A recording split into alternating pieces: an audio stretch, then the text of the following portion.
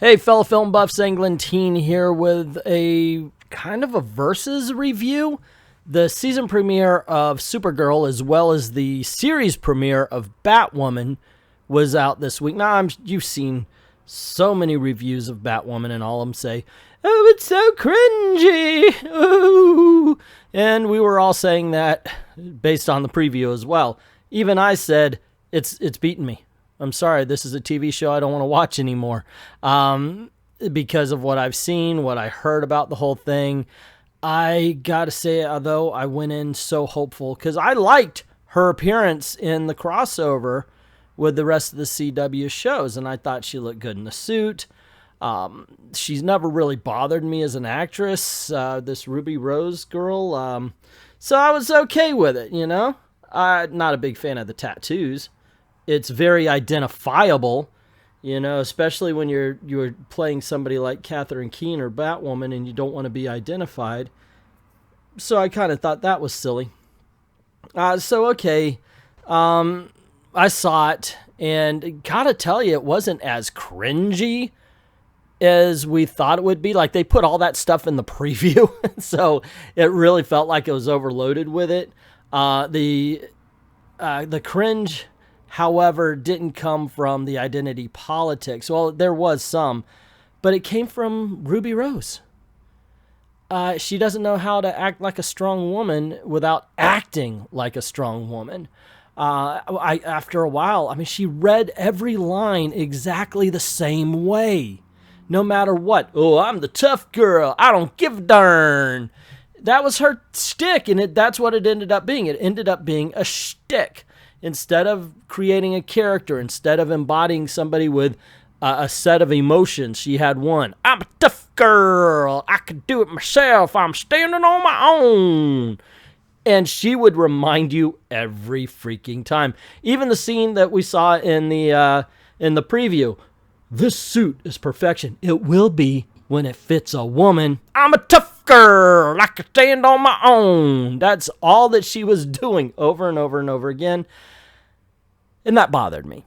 That started to get to me. Okay, let's show why we should care about this, because other than "it's a tough girl" did not impress me. I'm sorry, it doesn't.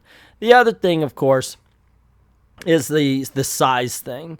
I mentioned it with comics and the way sometimes Batgirl is drawn with really skinny arms and no muscle tone, no musculature whatsoever.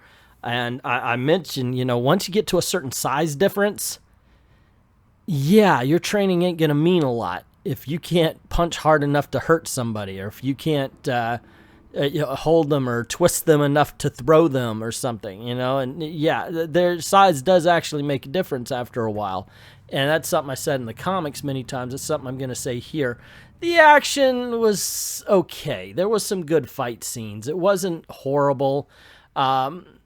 As a matter of fact, with a different actress and maybe a script that didn't have her proving that she was a tough girl all the damn time, it could have been good. I think this could have been the next Arrow, since Arrow is going off the air. And I know that's what they're trying for, but they're failing.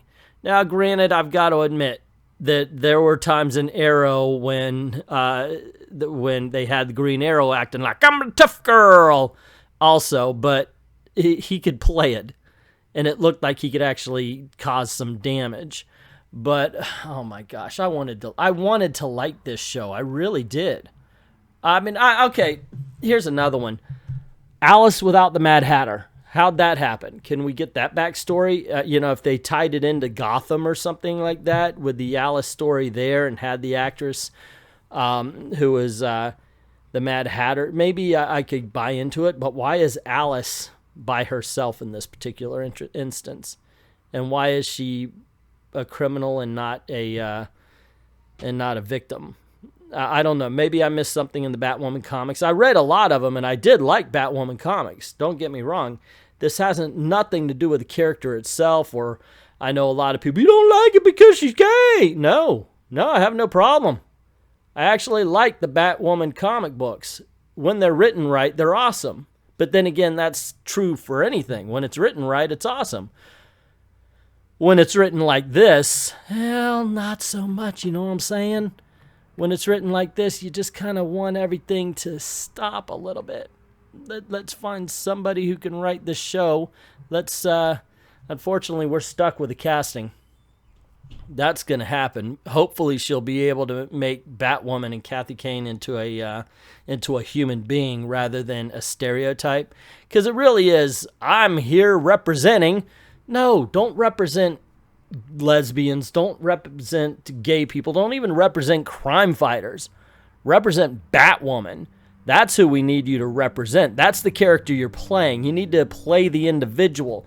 Don't try to be somebody standing up for anybody else. Just let's see you be this character, and from there, we'll go from there. We'll hopefully create a TV show that people want to see. Now, sometimes that happens too. You know, if you watch Smallville's all right in the first season, but it really doesn't pick up until the second, when there's an actual story. So while this premiere show, it was horrible, and not because she's gay, but because she was a bad actress, and she Titanicked it. She really did. In my opinion, it was Ruby Rose who sank this particular ship. Everybody else did their jobs fine. She just played a one-note character, and we need to like her in order to like Batwoman, in order to like the series. I don't know. Could have just been me, but I didn't. I think that there's room for improvement, and I think there is a possibility of improvement, but that's up to them at this point.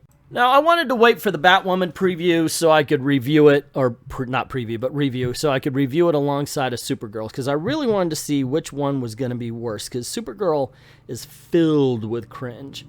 Oh, my goodness gracious. They run it through a cringe strainer in script form.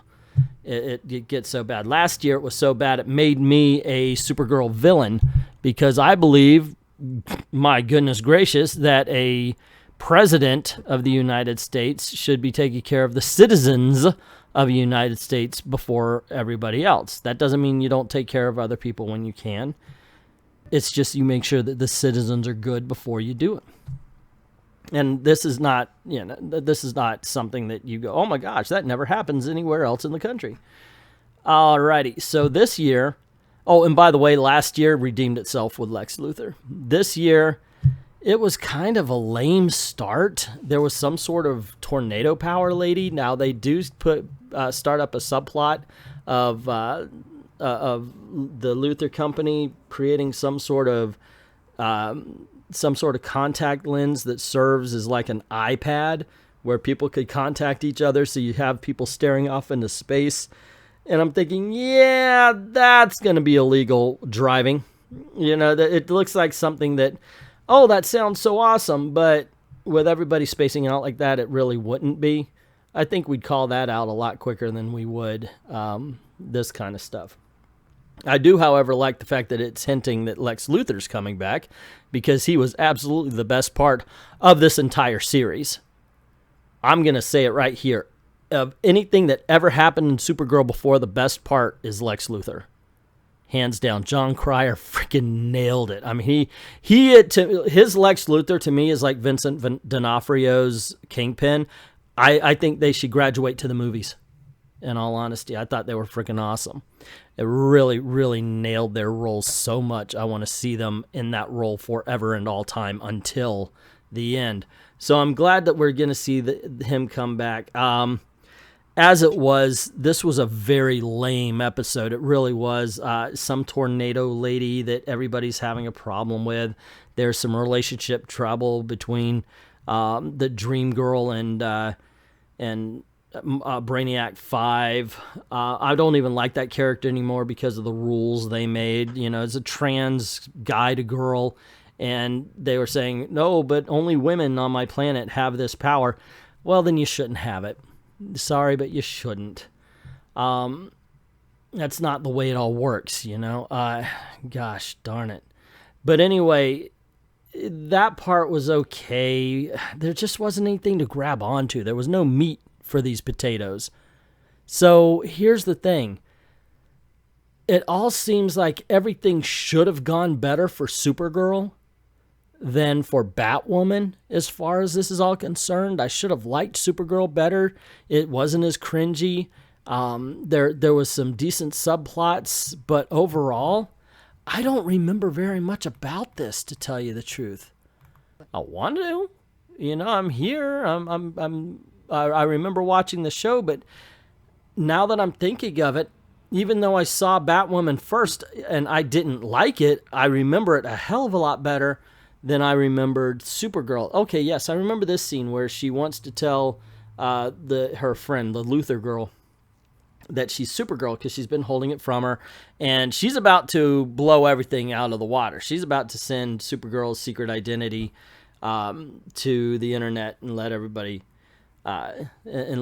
know, but she decided not to because get this, and this is spoiler, she wants to do it by using Supergirl first.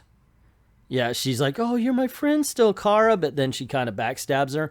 Let's talk about that new uniform in action. It's all right. It looks like the new 52 Superman outfit, and take it for what you will. I still enjoy the skirt. I like the different colors on it. The colors are very muted on this new outfit, like the Superman new 52 outfit, not Supergirl, but the Superman new 52 outfit. That seems like what they're going for, and that was the one that readers were basically saying, bring back the classic. Yeah, I prefer the classic, and in all honesty, so do I. But that's just me. Anyway, there you go, guys. That's my opinion. What is yours? What did you think about that? Did you see both of them? Just one of them? Let me know what you thought in the comments below. Don't forget to click like, share, subscribe. And if you haven't done it already, make sure that your notifications are on all and ring that bell. Make sure you don't miss anything. Cool things happen around these parts.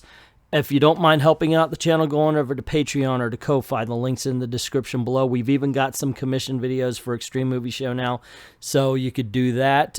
And I'd like to thank everybody who has already done that.